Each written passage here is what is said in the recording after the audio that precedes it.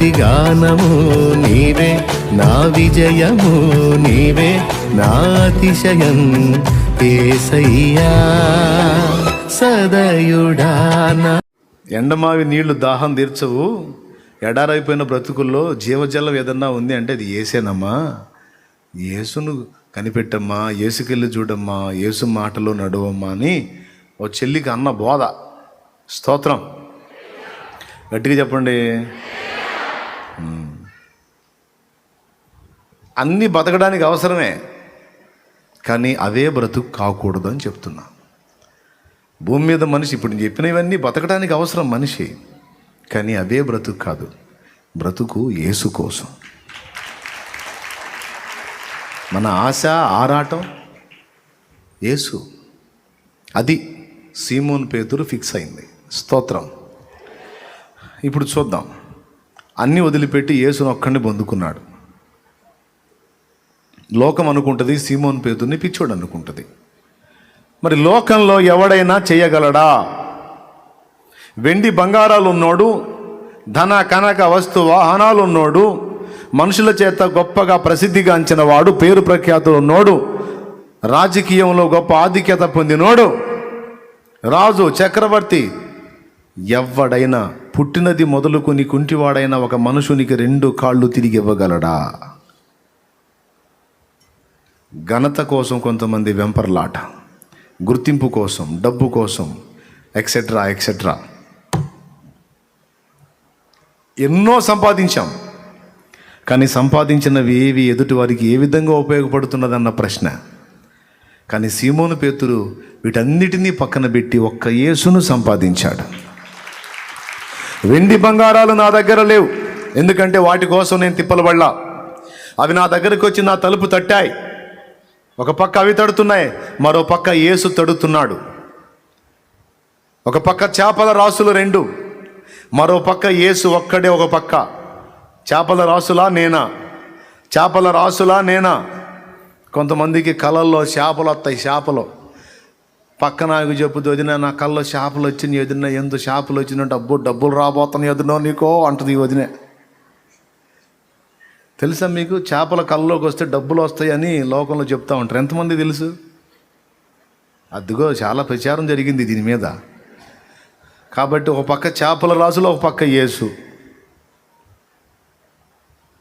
నా తలుపు తట్టినాయి, రాసుల ధనము నా తలుపు తట్టింది. యేసు ఒక్కడే ఒక పక్క నిలిచి తట్టాడు. ఎవరికి తలుపు తీయాలో నేనే డిసైడ్ చేసుకోవాలి. చేపల రాసులకి వెళ్ళి చూస్తే డబ్బు సంపద అన్నీ వస్తాయి. యేసుకెళ్ళి చూస్తే ఇవేం ఉండవు. కానీ నేను వెండి బంగారాలని ఇచ్చేటువంటి చేపల రాసులకి వెళ్ళి చూడలేదు, కానీ నా యేసుకే తలుపు తీశాను. హల్లెలూయా. అప్పుడు తిరిగింది నా జీవితం ఒక ఆశ్చర్యకరమైన మలుపు అంటాడు. ఒకవేళ సీమోను పేతుర్ని మనం ఆత్మకథ అడిగితే చెబుతాడు, ఇదే విధంగా చెబుతాడు.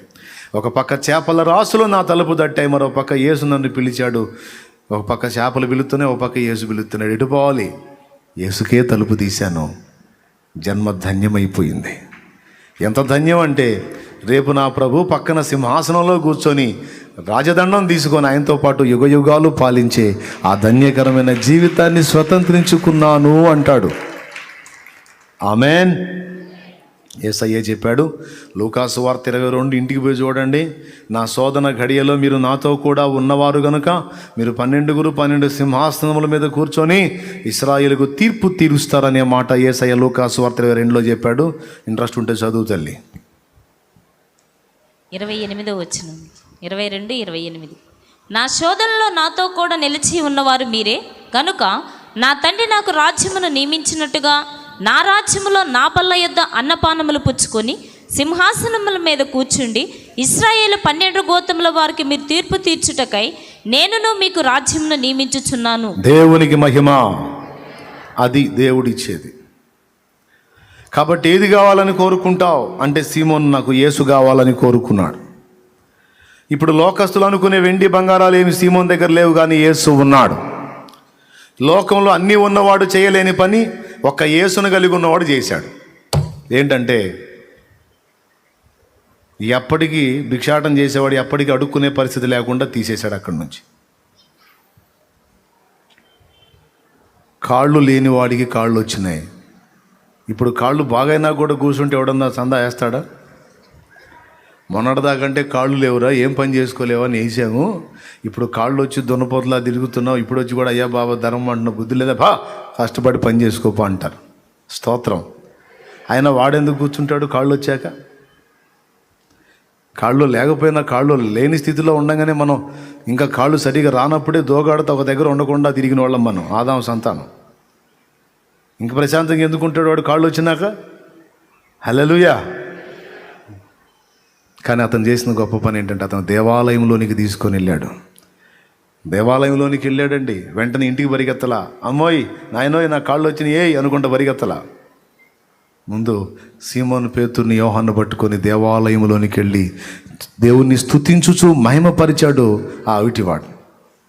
అఫ్కోర్స్ మాజీ అవిటివాడు, ఇప్పుడు బాగుపడిన వాడు. నా పాయింట్ ఏంటంటే, దేన్ని సంపాదించుకోవడానికి మనం వెంపర్లాడుతున్నాం? అసలు మనం ఏది సంపాదించుకోవాలి అంటే ఫస్ట్ పాయింట్ అర్థమైంది. ధనమా దైవమా? ఎవరిని సంపాదించుకోవడానికి మనం పరితపించాలి, ప్రయాసపడాలి అంటే దైవాన్నే. యేసు ప్రభు చెప్పాడు, ఒకడు సిరికిని దేవునికిని దాసుడుగా ఉండనేరడు. ఉంటే దేవునికన్నా దాసుడుగా ఉండాలి, లేదా డబ్బు కన్నా దాసుడుగా ఉండాలి. డబ్బు, సిరి లేక లోకం. ఇద్దరు యజమానులకు ఒకడు దాసుడుగా ఉండనేరడు. ఒకడిని గౌరవించి ఒకడిని తృణీకరిస్తాడు. కాబట్టి మీరు ఎవరిని కోరుకుంటారు?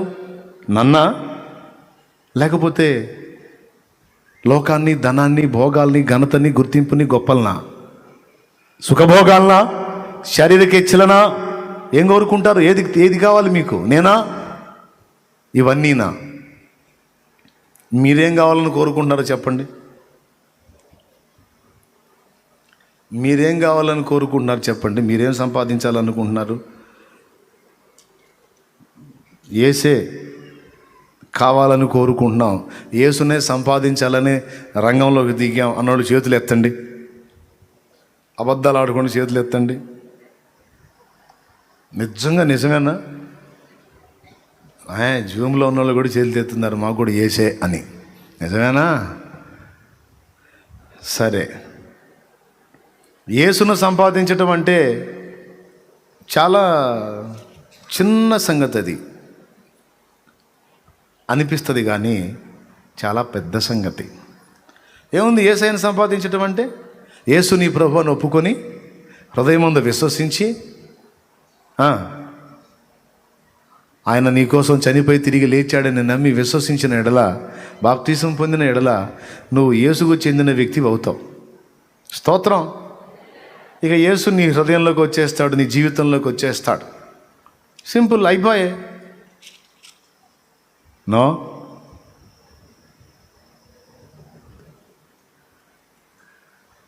నువ్వు యేసు రాజ్యములోనికి, యేసులోనికి ప్రవేశించటం సింపులే. మళ్ళీ చెప్తున్నా, నువ్వు నేను మనం యేసు రాజ్యములోనికి, యేసులోనికి ప్రవేశించటం సింపులే.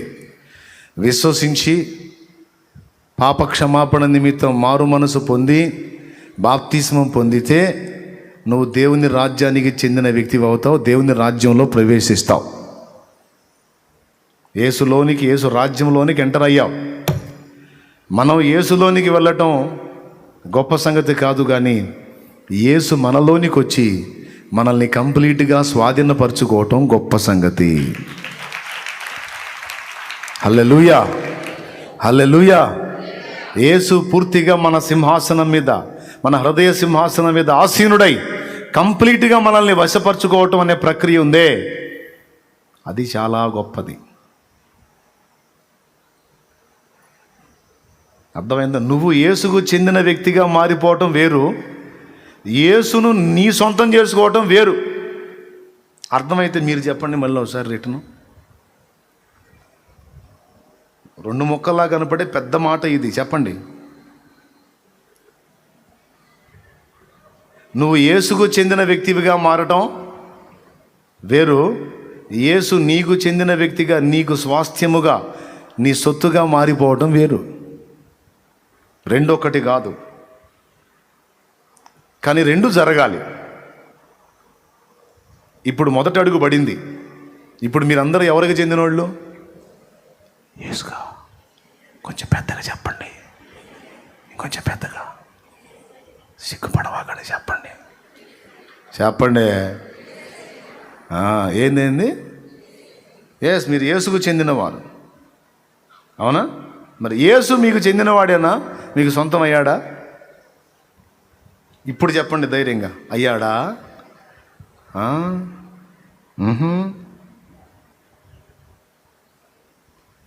యేసుకు నువ్వు సొత్తుగా, స్వాస్థ్యముగా అనుగ్రహించబడ్డా. అయిపోయింది. కొనుక్కున్నాడు నిన్ను, అందిపుచ్చుకున్నాడు నిన్ను, విలువ పెట్టి కొన్నాడు, ప్రాణం ఇచ్చి కొన్నాడు. నీ ప్రాణప్రియుడు నిన్ను వశపరుచుకున్నాడు, ప్రాణం ఇచ్చి కొనుక్కున్నాడు, సొంతం చేసుకున్నాడు. ఇప్పుడు ప్రాణప్రియుడిని ప్రియురాలు సొంతం చేసుకోవాల్సి ఉంది. ఇది గడ్డు పరిశ్రమ. దీనికే సాధన అవసరం, దీనికే ప్రయాస అవసరం, త్యాగం అవసరం, సమర్పణ అవసరం, ప్రతిష్ట అవసరం. దేనికి? మనం యేసుకు చెందిన వారంగా మారడానికా, లేదా యేసు మనకు చెందినవాడు కావడానికా? ఇది సీమోను మెట్టు, సీమోను పేతురు అంతస్తు. నేను యేసుకు చెందినవాడిని అన్న పాయింట్ ఆడ వాడలా. నాకు కలిగినటువంటి ఆస్తి యేసు, యేసు నా వాడు, యేసు శక్తి నాది, యేసు నా సొత్తు, యేసు నా స్వాస్థ్యం, యేసు నా సొంతం అన్నట్టు మాట్లాడుతున్నాడు ఈడ. నేను కలిగి ఉన్న యేసునే, యేసు నా వశం. అది చిన్న విషయం కాదు సోదరా. ఆ ఒక్క ముక్క బలకాలంటే చాలా వదలాలి. సీమోను వదిలిని అన్నీ వదలాలి. అప్పుడే ఆ మొక్క, ఆ ఒక మాట పలకటానికి మనకు అర్హత, అనుకూలత వచ్చింది.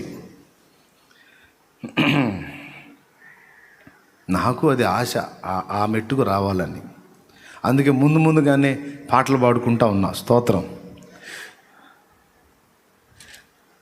ఆత్మలో నిండిన పరిమళమా, అంతరంగాన పరవశమా, నీవే నా వశమా. ఆత్మలో నిండిన పరిమళమా, అంతరంగాన పరవశమా, నీవే నా వశమా. అక్షయమైన అమృతమా, ఊహల కందని ఉన్నతమా, అక్షయమైన అమృతమా, ఊహల కందని ఉన్నతమా, నీవే నా సొంతమా, నేనంటే ప్రాణమా. ఎబినేజరా నాదు సహాయకుడా, నాదు సహాయకుడా. ఎలియాజరా ఆదరించువాడా, ఆదరించువాడా. నీకే నా ఆరాధన,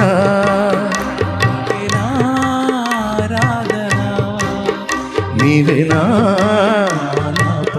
దేవునికి మహిమ. నీవే నా వశమా.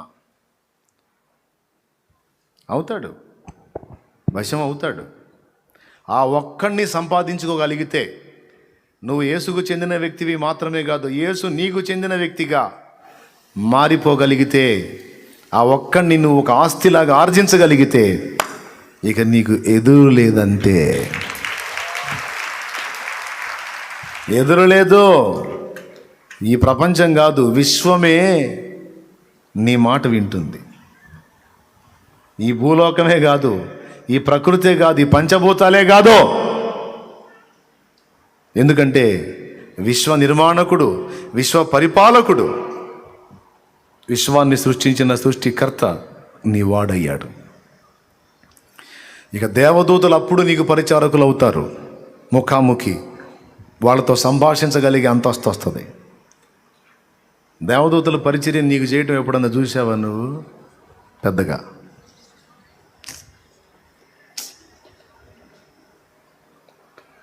చూడలేదు అనండి, చూడలేదు అనండి.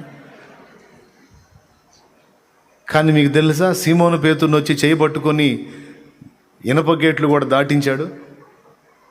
ఎక్కడ? అదేదో ఎక్కడో ఉందిలే, అపోస్తల కార్యం 12లో. దేవదూత వచ్చి 16 సైనికుల మధ్యలో ఉన్న సీమోను పేతుర్ని గేట్లు ఓపెన్ చేసి చెయ్యి పట్టుకొని ఇనుప గవిని దాకా నడిపించి వెళ్ళిపోతాడు దూత చేయి పట్టుకొని నడవటం ప్రత్యక్షంగా చూస్తాడు సీమోను. ఎట్లా అంటే ఏదో భూమి మీద మనుషులుగా ఉండటమైతే ఉన్నారు, కానీ వాళ్ళు పూర్తిగా పరలోకానికి చెందిన వ్యక్తుల్లాగానే బతికేశారండి.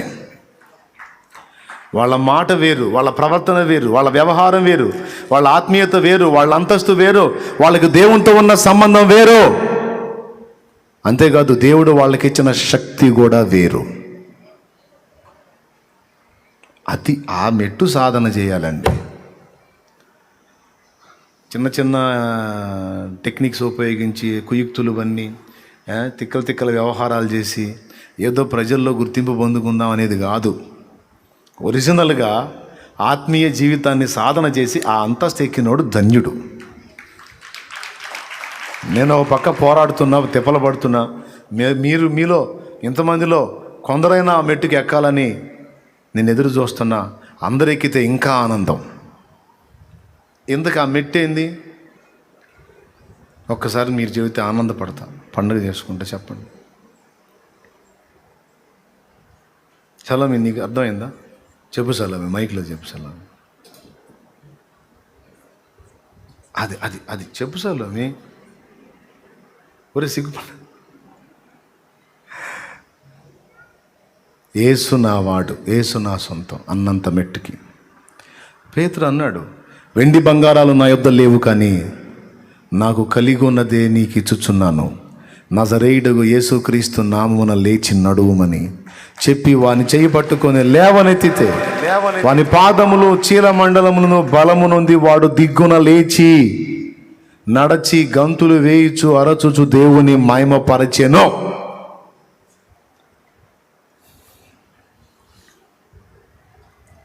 ఇంకేం కావాలి? డబ్బులున్నోడు కూడా చేయలేడు కా పని, కానీ యేసుని కలిగి ఉన్నోడు చేశాడు చూడు. స్తోత్రం. 2, నయమాను వచ్చి డబ్బులు ఇవ్వబోతే ఎలీషా ఏమన్నాడు? నాకెందుకు పోరా బాబు నీ డబ్బులని పంపించాడు. ఎందుకు? రాజే వచ్చి ఎలీషా దగ్గర గడగడగడగలాడతాడు. రాజే వణుకుతాడు ఎలీషా దగ్గర. నయమాను వచ్చి పైసలు ఇవ్వబోతాడు ఎలీషాకి. రాజులే వణికి సత్తారు ఆయన ముందు. ఎందుకు తెలుసా? దేవుని ఆత్మను కలిగి ఉన్నవాడు ఎలీషా. హల్లెలూయా, చెప్ప గట్టిగా. ఏం కలిగి ఉన్నాడు? దేవుని ఆత్మను కలిగి ఉన్నాడు. ఏం అవసరం? ఏది కావాలంటే అది. ఒక ఊరికి వెళ్ళాడు. ఆ ఊరోళ్ళు చెప్పారు, నీళ్లు పుష్కలంగానే ఉంటాయి అయ్యా, తాగాతి కాదు అన్నారు. క్రొత్త కుండ ఒకటి తీసుకొని అందులో ఉప్పేసుకొని తీసుకొని రమ్మన్నాడు. దేవుని వేడుకొని అందులో ఆ ఊట దగ్గర పోసాడు. అది ఇక తాగమన్నాడు. ఇక తాగండి అన్నాడు. అద్భుతంగా మారిపోయినాయి నీళ్లు. ఊరు మంచిదే గాని ఊటలన్నీ చెడిపోయేనే. ఊరు మంచిదే గాని ఊటలన్నీ చెడిపోయేనే. ఉప్పు వేసిన వెంటనే ఊట అక్షయత నొందెనే. ఊహలు నాదూటలు నా యేసు రాజా నీలోనే యున్నవి. ఊహ కందవే నీదు ఆశ్చర్యక్రియలు. ఊహ ఊహలు నాదు ఊటలు నా యేసు రాజా నీలోనే ఉన్నవి ఊహ కందవే నీదు ఆశ్చర్యక్రియలు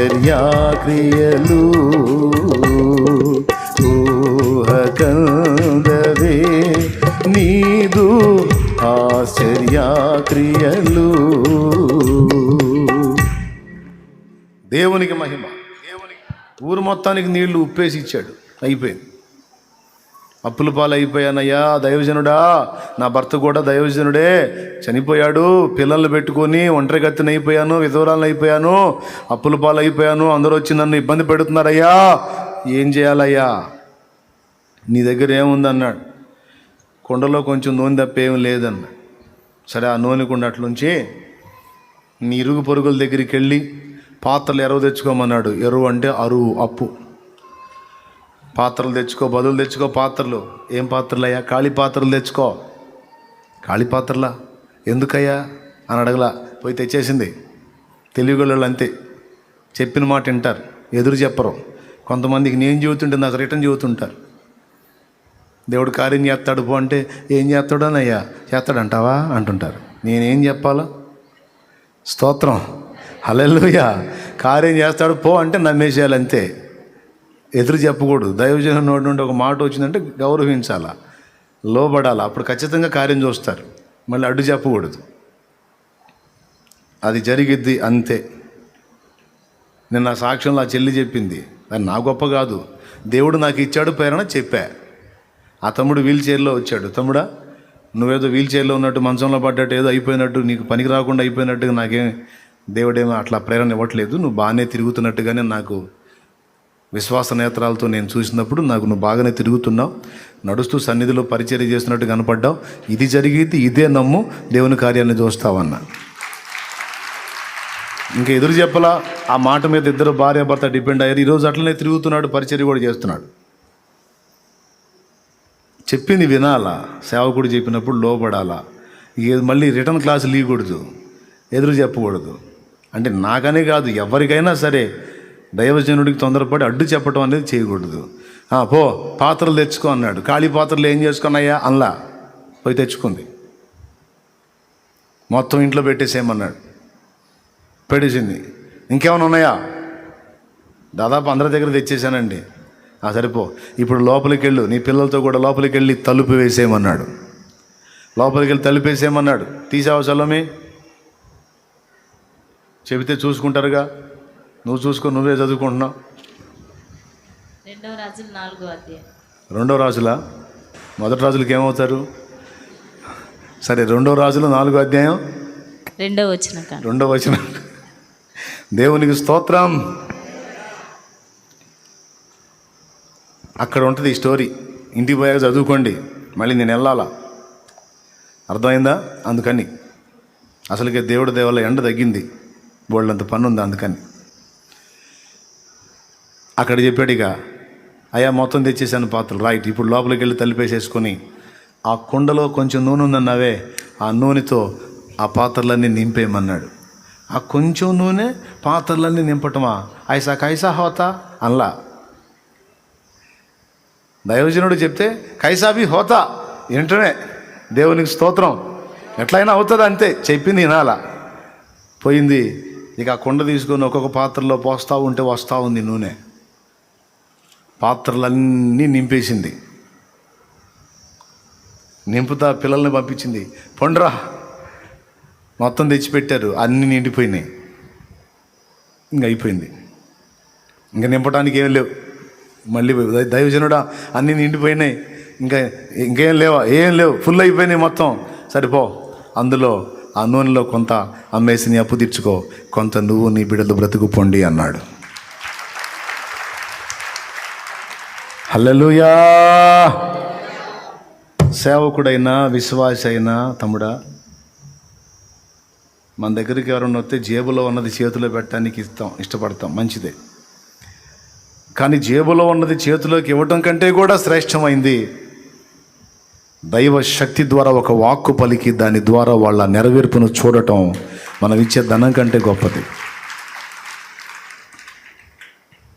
డబ్బున్నోడు డబ్బు ఇస్తాడు, పరపతున్నోడు గుర్తింపున్నోడు అధికారులతో మాట్లాడతాడు.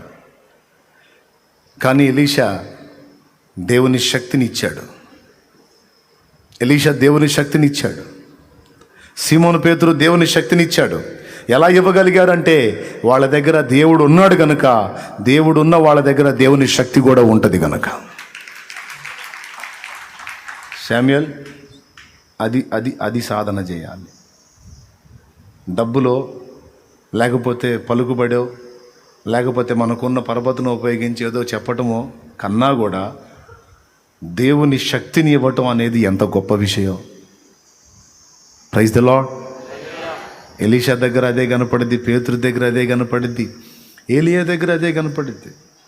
సారేపోతే విధవరాలతో ఏమన్నాడు? ఓ చిన్న అప్పం చేసుకొని రమ్మని, నాకు నేను తింటే ఆ దీవెన నీకు వస్తుంది పిచ్చిదానపు. ఏమయ్యా నువ్వేమో పెద్ద మునగాడవ అయింది, నువ్వు తింటే మాకు దీవెన ఏంటంటే, నేను లోకానికి పనికిరాని వాడినైనా నా దేవుని పనికొచ్చేవాడిని, లోకానికి నేను ఎందుకు కొరగాని వాడినైనా దేవుని ఏర్పాట్లో దేవుడు నన్ను మొనగాడుగానే చేశాడు. లేపో, నేను తింటే అది నీకు దీవెన. తొట్టిలో పట్టెడు పిండి, బుడ్డిలో కొంచెం నూనె తప్ప ఏమీ లేదు, ఆ కొంచెంలోనే నాకు కొంచెం తీసుకొని రా అన్నాడు. ఎందుకంటే నేను తినాలి, కొంచెమైనా సరే నీ నుండి నేను పొందాలి, అప్పుడే నీకు ఆశీర్వాదం వస్తుంది. ఎందుకంటే నాకు మేలు చేసిన వారికి నా దేవుడు మేలు చేస్తాడు. హల్లెలూయా. ఎందుకంటే నేను నిరంతరం ఆయన ధ్యాసలో, ఆయన ధ్యానంలో ఉండేవాడిని, ఆయన ఆలోచనలో, ఆయనలో ఉండేవాడిని. నా గురించి నేనేం ఆలోచించాను, అన్నీ ఆయన చూసుకోవటమే. నాకంటూ నేను ఏది దాచుకోలేదు, నాకంటూ నేను వెనకేసుకోవటం ముందేసుకోవటం ఏం చేయలే. ఈరోజు నా తీర్మానం కూడా అదే. నా పిల్లలకు కూడా ముందే చెప్పా, మా అయ్య ఏం మిగిలించలేదు, ఆస్తులు లేదు ఏదైనా అమ్ముకోవడానికి అని కూడా అనుకోవద్దురా. ఉన్నది ఏదన్నా ఉంటే మొత్తం తండ్రి సన్నిధి మినిస్ట్రీస్, తండ్రి సన్నిధి మినిస్ట్రీస్, అందులో నేను మీరు అందరం పనివారమే. పరిచర్య దేవునిది, అందరం అందులో పనివారమే. కష్టపడాలి, పరిచర్య చేయాలి, తినాలి, బ్రతకాలి. అర్థమైందా? మా అయ్య మా తాత సంపాదించింది ఏమి లేదు, నేను సంపాదించింది కూడా ఏమి లేదు. ఉన్నది ఏదన్నా ఉందంటే యేసు నామమే మిగిలెనుగా, సాగిపోతున్న నా యేసుతోనే, పరదేశీ నా పేరే పరదేశీ, నా ఊరే యెరూషలేము, పరదేశీ నా పేరే పరదేశీ, నా ఊరే యెరూషలేము. దేవునికి మహిమ.